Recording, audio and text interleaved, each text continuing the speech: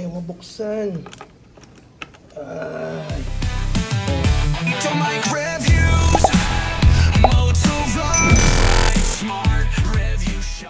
So ngayon, ituturo ko sa inyo kung paano masolusyonan yung mga nag-i-stack up yung ignition, yung fuel lid, or yung seat button. So sa sitwasyon na to, dahil nakapwesto siya sa gitna, hindi siya mapipindot kahit anong gawin natin dyan.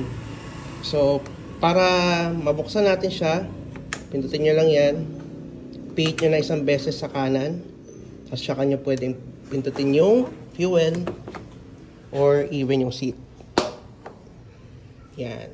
So pag nakapwesto siya sa gitna, hindi nyo siya mapipindot kasi naka-lock position yung sa pindutan ng seat tsaka sa fuel.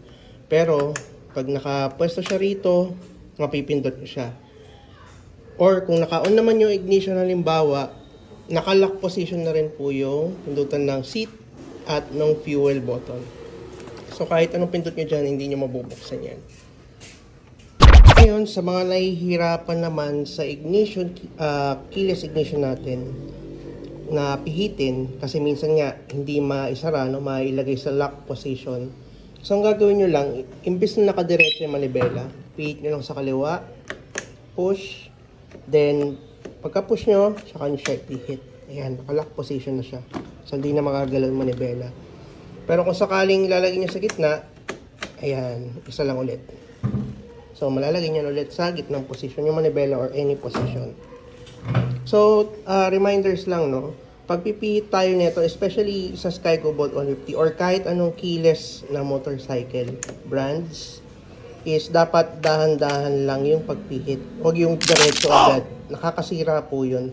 So, pagka ito-turn off nyo, 1, 2, push, tapos tsaka nyo ipihit. Pag napihit nyo na po yung manibela sa left side.